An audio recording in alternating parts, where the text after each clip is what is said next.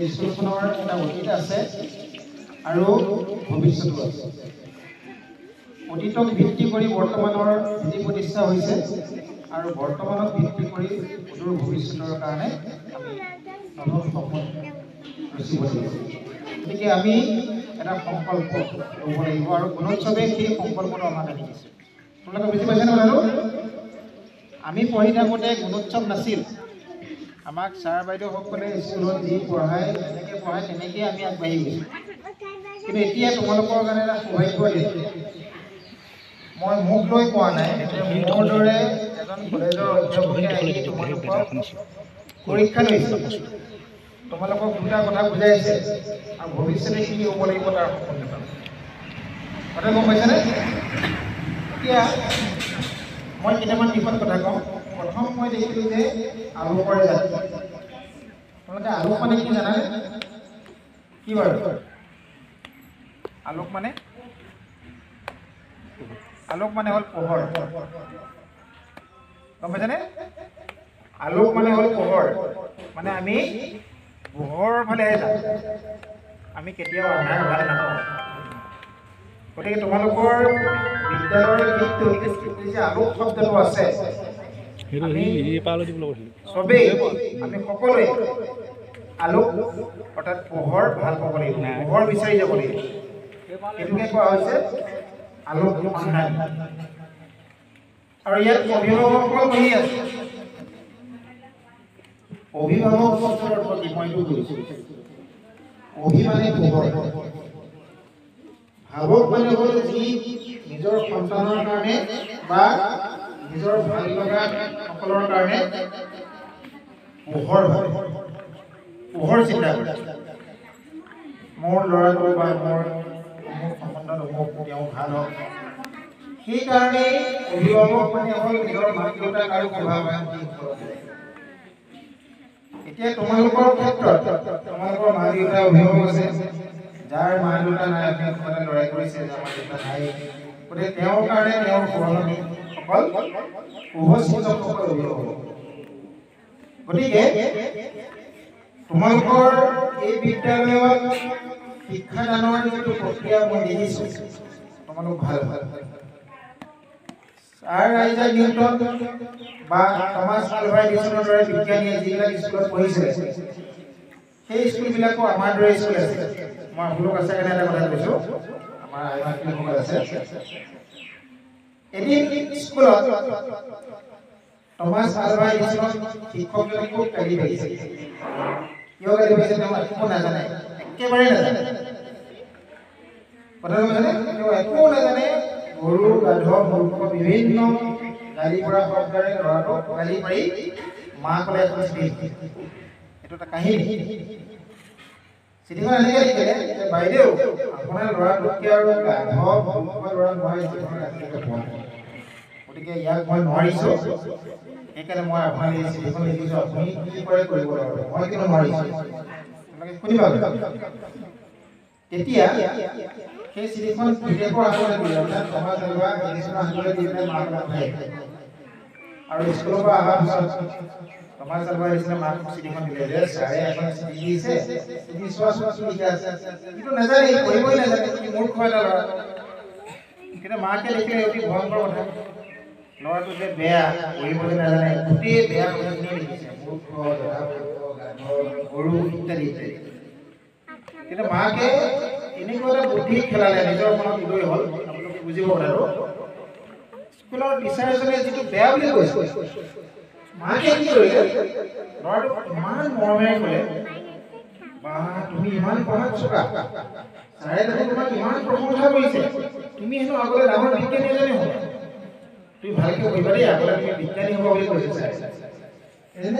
যিজন শিক্ষকে সেই ল'ৰাটোক গৰু গাধ মূৰ্খ বিভিন্ন ধৰণৰ কৰে, মাকে গোটেই ভাষাটো সলাই। আমি যেতিয়া কোনোবা এটা কথা যোগাত্মকভাৱে চাওঁ, তেতিয়া সেইটো ভালেই। গতিকে আজি কোনোবা এটা ল'ৰা বা ছোৱালীয়ে যদিও ভালকৈ পঢ়া নাই, তোমালোকে চেষ্টা অব্যাহত ৰাখিবা, পাৰিবা। গম পাইছেনে? নোৱাৰা কথা নাই, নোৱাৰা কথাটি সেয়া বেয়া কথা বৰ তথাপি নহয়, সেইটো কথা মানুহৰ।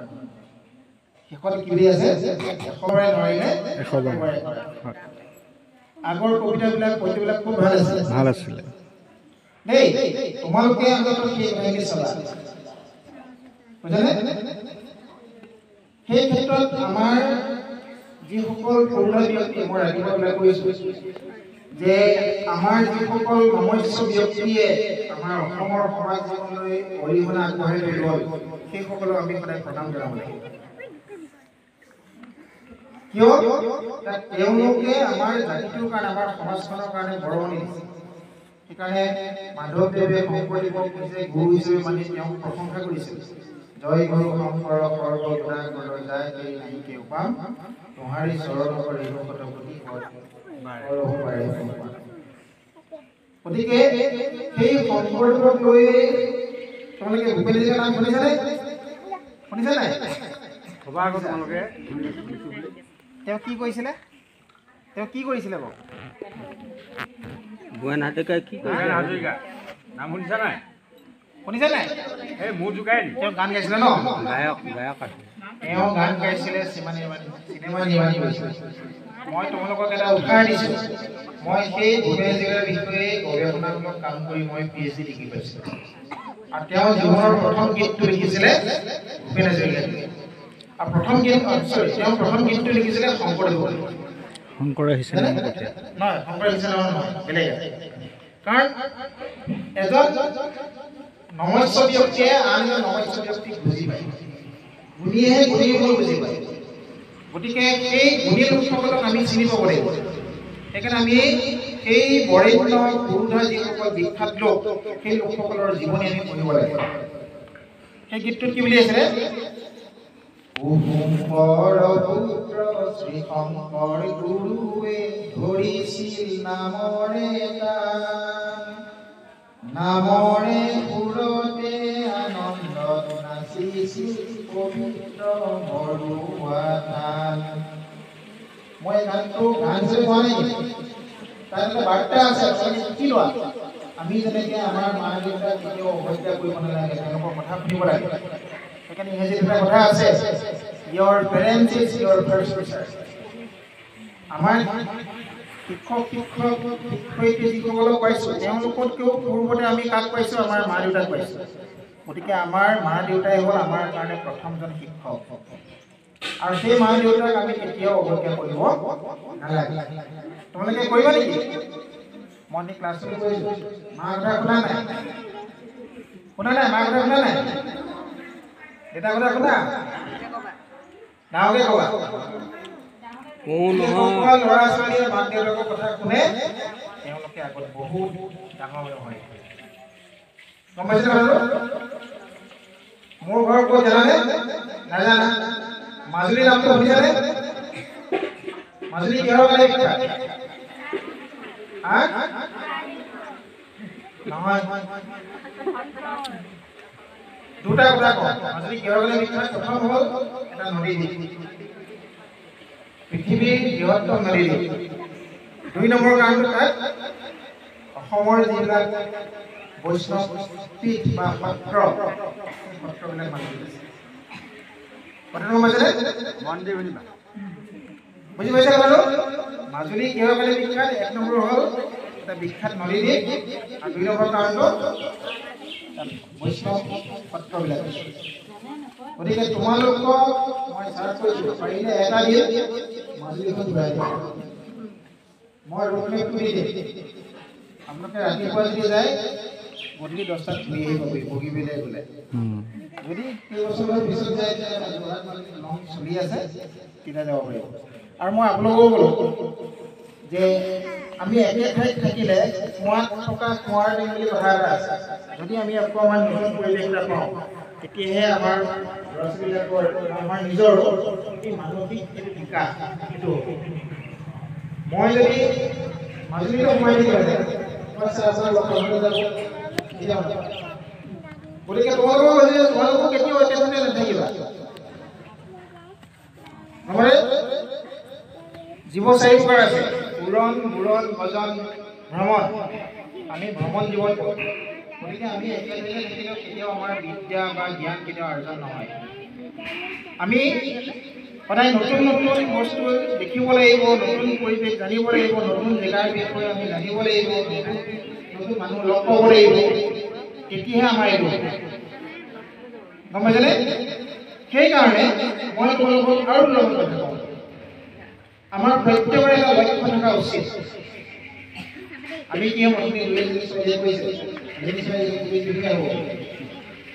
এগৰাকী কৈছে IPS ভাল হৈছে, মই নাম্বাৰ বিচাৰোঁ, দিয়া নাম্বাৰটো তোমালোক ঘৰৰ নাম্বাৰ দিয়া, মই লগে লগে ফোন কৰিম। মই ছোৱালী পুলিচ বিচাৰোঁ দেই, মই গুৰুত্ব দায়িত্বত আহি কিনে এইটো সম্পৰ্কত তাইৰ পৰা পাইছোঁ। মাক কৈ কি আহিছিলে বনাই আছে। অঁ মই কিন্তু ফোন কৰিলোঁ, সেইটো এটা উৎসাহ। মই MA পঢ়ি থাকোঁতে আমাৰ এজন ছাৰে এটা কবিতা পঢ়াইছিলে, মই আপোনালোকৰ কথাখিনি কৈছোঁ দেই। তাৰপিছত মানুহৰ সংকল্পটো কেনেকৈ কবিতাটো আছিলে যে মাছ ৰাতি সাৰ পাই শুনিছানে কেতিয়াবা কেতেকীৰ হিয়া ভগা মাত, শুনিছানে এটি বাৰু পক্ষীৰ ডিঙিত কাটে মানুহৰ বুকুৰ সংবাদ। সেইটো হ'ল এটা কবিতাৰ পংক্তি। এতিয়া আমাক ছাৰে সুধিলে যে তোমালোকে মাজৰাতি সাৰ পোৱানে? কোনোবাই ক'লে যে ছাৰ পেচাব কৰিবলগীয়া হ'লে সাৰ পাওঁ, কিছুমানে মাতেই নামাতে। তাৰপিছত ক'লে সাৰ পাই কি কৰা? কোনো আকৌ মাত দিয়া নাই। ছাৰ বেছিকৈ ঠাণ্ডা লাগিলে কম্বলখন আৰু পেচ মেৰিয়াই লওঁ, এই ধৰণৰ কথা। কিন্তু তেতিয়া ছাৰে ক'লে, ছাৰে এতিয়া ঢুকাল, তেওঁ ক'লে নহয়, সাৰ পোৱাৰ পাছত মাজৰাতি সাৰ পোৱাৰ পাছত তোমালোকে নিজক সুধিবাচোন, এই যে মই ইমান ধুনীয়াকৈ কম্বলৰ ৰুম লৈ শুই আছোঁ, মই গোটেই জীৱনটো এনেকৈ মই শুবলৈ পামনে? আমিতো ইণ্ডিয়ান আৰ্মিবিলাক দেখিছোঁ নহয়, শুই থকা সময়তে যদি মেছেজ আহি যায় ঢাপ লাগিবলগীয়া হয়। ব্যৱসায় কৰা মানুহজনে কিন্তু ৰাতি 12টা বজাতো ঘৰত নহয়। গতিকে এই ধৰণৰ কথাবিলাকে ছাৰে যেতিয়া বিশ্লেষণ কৰিলে যে এনেকুৱাকৈ চিন্তা কৰা যাতে মই গোটেই জীৱনটো মই এনেদৰে ঘূৰি ঘূৰি ভালকৈ খাই বৈ থাকিব পাৰোঁ। তেতিয়া এই কথাটোৱে মোক বহুত প্ৰভাৱ পেলাই লৈ মই সেইধৰণে নিজৰ জীৱনৰ জীৱন জীৱিকাৰ বাট ল'লোঁ। আৰু আজি মই আপোনালোকৰ ওচৰত এই কথাখিনিকে বুকুত মানি যেতিয়া মই কলেজত পাঠদান কৰোঁ, তেতিয়া মই এটা জেনেৰেল ক্লাছত, যিটো ক্লাছত প্ৰায় 200-250 ল'ৰা ছোৱালী থাকে, কলেজৰ BA পঢ়ি থকা ল'ৰা ছোৱালী, মই এই কবিতাটো আওৰাৰ পিছত মই তেহেঁতক সেই ছাৰে যেনেকৈ মোক দিছিলে তাৰ টিপছটো ময়ো তেহেঁতক দিলোঁ। দিয়াৰ পিছত ক'ল কথা ক'লে, মই ক্লাছ কৰিলোঁ, এৰিলোঁ, মোৰ দায়িত্ব প্ৰদান কৰিলে, মই নিজৰ জেগাত আহিলোঁ। ঠিক 4 বছৰমানৰ পাছত এটা ল'ৰা কলেজলৈ আহিছে, সি চাকৰি পালে। চাকৰি পোৱাৰ পিছত মানে পাৰ্টি ওলাই আহিছে, তাৰ নিজৰ মেজৰ আছিলে হিষ্ট্ৰী, বুৰঞ্জী বিভাগত মেজৰ লৈ সি যেতিয়া চাকৰি পালে, তেতিয়া সি চাকৰি পোৱাৰ পিছত সেই বুৰঞ্জী বিভাগৰ ছাৰ কেইজনক সি পাৰ্টি দিবলৈ আহিছে, জাজি ধাবাৰ পৰা হাঁহৰ মাংস আৰু সেই ধৰণৰ খাদ্য। ময়ো তেওঁলোকৰ লগতে বহি থাকোঁতে সি ক'লে যে ছাৰ মই চাকৰি পালে এনেকৈ কেনে ছাৰহঁতক পাৰ্টি দিলে। মইতো ভালেই কথা দিয়া, তুমি তোমাৰ বিভাগৰ ছাৰসকলক পাৰ্টি দিছা, গতিকে এইটো পাৰ্টিৰ প্ৰতি মোৰ কোনো আকাংক্ষা নাই বাৰু, কিন্তু তোমাৰ খবৰটো পাই ভাল লাগিল। তেতিয়া সি অকণমান মোৰ ওচৰত এনেকৈ চুটি আহি ক'লে, ছাৰ বোলে আপোনাক কথা এটা কওঁ। বোলে কোৱাচোন কি কথা? ছাৰ বোলে আপোনাৰ কথা এষাৰে মোক যথেষ্ট ইমপ্ৰেছ কৰিছিলে, আপুনি এনে ক্লাছত কৈছে। বোলো কি কথা কৈছোঁ? যদি মোৰ এষাৰ কথাই তোমাৰ জীৱনৰ গতিপথ দিলে তেতিয়াহ'লে আমি একো বিচাৰিছোঁ। তেতিয়া সেই কবিতাটো উল্লেখ কৰিলে। মই এদিন বোলে শুই থাকোঁতে ৰাতি সাৰ পালোঁ, সাৰ পোৱাৰ পিছত আপোনাৰ কথা মনত পৰিলে। বিশ্বাস কৰিছে, সাৰ পোৱাৰ পিছত যেতিয়া আপোনাৰ কথা মনত পৰিলে, তেতিয়াই মই এটা চেলেঞ্জ ল'লোঁ যে মই চাকৰি এটা কৰিবই লাগিব। চাওক, এষাৰ কথাই জীৱনটো কিন্তু টাৰ্ণিং পইণ্ট। যেনেকৈ এই ছাৰ টমাছ আলভা এডিছনৰ মাকে শিক্ষকে দিয়া নিগেটিভ চেঞ্চৰ চিঠিখনক পজিটিভ কৰি ল'লে। গতিকে আমাৰ জীৱনত আমিও কিছুমান নিগেটিভ কথাত পজিটিভ কৰি ল'ব পাৰোঁ। সেইটো মই দায়িত্ব আপোনালোকক দিছোঁ। আপোনালোকৰ নিশ্চয় নিজৰ ল'ৰা ছোৱালী আছে, নিজৰ ভাই ভতিজা আছে, নিজৰ কোনোবা কোনোবী আছে, ভাগিন ভতিজা আছে। গতিকে আপোনালোকে আজিৰ পৰা মই আহ্বান কৰিছোঁ যে আপোনালোকে সদায় পজিটিভ থিংকিং কৰিব। নিগেটিভ বুলি কোনো কথা নাই। পিতৃ বাক্য কেতিয়াও লংঘন নহয়। আজি মই এইটো credit goes to my parents, মোৰ পিতৃ মাতৃ। আজি মই যি সাঁজ ভাত খাইছোঁ এইটো মোৰ ক্ৰেডিট নহয়, মোৰ পিতৃ মাতৃৰ ক্ৰেডিট। গতিকে আপোনালোকৰ ল'ৰা ছোৱালী ইয়াত আছে, তেওঁলোকৰ ভৱিষ্যত ভাল হ'ব আৰু ত্যাগ কৰিব লাগিব। ত্যাগ কৰিলে বহুত ডাঙৰ কথা। ইয়াত যিসকল ছাত্ৰ ছাত্ৰী দেখিছে, ইয়াত চাহবাগ ইচ্ছা আছে, বাকী অন্য অসমীয়া মূলৰ গগৈ বৰুৱা উপাধিধাৰী আছে। আমি সকলোৱে একেখন প্লেটফৰ্মত থাকি আমি আমাৰ যিটো দায়িত্ব সেইটো পালন কৰিব লাগিব। আৰু সেইটো শংকৰদেৱে শিকাই থৈ গৈছে। শংকৰদেৱে যি নৱবৈষ্ণৱ ধৰ্মৰ মূল ভিত্তি, সেই ভিত্তিত বৃহৎ অসমীয়া জাতিৰ কাৰণে নামঘৰ, ভাওনা, নাটক, মুখাশিল্প, সেই ধৰণৰ যিখিনি কাৰিকৰী দিশ এখন সমাজ প্ৰৱৰ্তিবৰ কাৰণে যিখিনি লাগে, সেই গোটেইখিনি শংকৰদেৱে দি থৈ গৈছে। আৰু সেইকাৰণে আমি অসমীয়া এই মূল যিটো সংস্কৃতি, শংকৰী সংস্কৃতি, গতিকে মই ছাত্ৰ ছাত্ৰীসকলক আৰু কৈছোঁ, পাৰিলে এটা দিন এওঁলোক বয়সত সৰু যদিও নিশ্চয় পাৰিব। কোনোবাই বাটত পেচাব পায়খানা কিবা কৰিলেও আপোনালোকে তেওঁলোকক সাহস দিব। আৰু আজিকালি কি হৈছে যে শিক্ষাটো এনেকুৱা এটা বস্তু হ'ল, কেৱল পৰীক্ষাত পাছ কৰা ডিগ্ৰীটোৱে ডিগ্ৰী নহয়, পৰীক্ষাত পাছ কৰি যোৱা ডিগ্ৰীটোৰ জৰিয়তে কেতিয়াও চাকৰি নাপাব। মই যিটো লাইনত আছোঁ তাৰ কাৰণে কি লাগিব? অতিৰিক্ত আমাক ডিগ্ৰী লাগিব। অতিৰিক্ত ডিগ্ৰী মানে হ'ল PhD কৰিব লাগিব। মই পঢ়ি পেলাই যিটো পাইছোঁ মই সেইটো অনুভৱ কৰিছোঁ যে আমি পঢ়ি থাকোঁতে সেই কথাবিলাক নাছিলে, কাৰণ এতিয়া যুগ সলনি হ'ল। এতিয়া এনেকুৱা হ'ল, এতিয়া মাক দেউতাকৰ পইচা নাথাকিলেও ল'ৰা ছোৱালীৰ নিজৰ টেলেণ্টৰ কাৰণে গভৰ্ণমেণ্টে পইচা দিব। টেলেণ্টটো মেইন, কাৰণ নলেজ ইজ পাৱাৰ। নলেজ লাগিব। নলেজ কেনেকৈ হ'ব? আমি ষ্টাডি কৰিব লাগিব। ষ্টাডি, ছাৰে কৰা ষ্টাডিটো মই কৰিলে নহ'ব। মোৰ একক চিন্তাৰে মই নতুন বিষয়ে ষ্টাডি কৰিব লাগিব। কথাটো বুজি পাইছেনে? তোমালোকে এতিয়া ভালকৈ পঢ়া। এতিয়া ধৰা LP স্কুল পাছ কৰিলা, পাছ কৰাৰ পিছত হাইস্কুল পাছ কৰিবা, তাৰপিছত কলেজত পঢ়িবা। কলেজত পঢ়ি যদি জেনেৰেল লাইনত পঢ়া, তেতিয়াহ'লে অসমীয়া বা ৰাজনীতি বিজ্ঞান বা ইকনমিক্স, সেই ধৰণৰ যিবিলাক ছাবজেক্ট আছে সেইবিলাকত তোমালোকে MA পঢ়িলা। MA পঢ়াৰ পিছত নেট পৰীক্ষা বুলি এটা পৰীক্ষা আছে। যদিও তোমালোকে কথাখিনি বুজি নোপোৱা, আমাৰ অভিভাৱকসকল আছে বুজি পাব। সেই পৰীক্ষাটো পাছ কৰাৰ পিছত যদি নম্বৰ বেছিকৈ পাছ কৰে, তেতিয়াহ'লে এটা স্কলাৰশ্বিপ দিব। আৰু আজিৰ তাৰিখত এটা ল'ৰাই যদি সেই PhD কৰা JR পৰীক্ষাটো পাছ কৰে, মিনিমাম 50,000 টকা আজিকালি UGCৰ পৰা দিব। মোৰ পইচা নাই, পঢ়াব নহয় বুলি কেতিয়াও পিছ নপৰিব। মই মোৰ উদাহৰণে দিছোঁ। মইতো গুৱাহাটীত PhD কৰিছোঁ, মোৰ কি আছে? কোনেও সোণৰ চামুচ মুখত লৈ জন্ম হোৱা নাই। মই সাহস দিছোঁ, যদি আপোনালোকে মোৰ পৰা পৰামৰ্শ বিচাৰে, মই যদি ভালে থাকোঁ, মই আৰু পৰামৰ্শ কৰিম। কাৰণ আমি এটা নিৰ্দিষ্ট গতিত আহি বিদ্যাৰ অন্ত নাই। মই কৈছোঁ নহয় যে নলেজ ইজ পাৱাৰ। যদি নলেজ থাকে, এইসকল হ'ল এটা উঠি অহা, অংকুৰিত হোৱা এটা গছপুলি। মই প্ৰাতঃসকলে কৈছোঁ, এই গছপুলিটোক আমি সাৰ পানী দি পেলাই ডাঙৰ কৰিব লাগিব। ল'ৰা আৰু ছোৱালীসকলৰ পৰা দেখুৱাই সাৰ পানী দি ডাঙৰ কৰক, বাঢ়ি আহিব। আৰু শেষত গৈ এজোপা ফল ফুল প্ৰত্যেক পুষ্পে বিকশিত হোৱা এজোপা বটবৃক্ষলৈ পৰিণত হ'ব।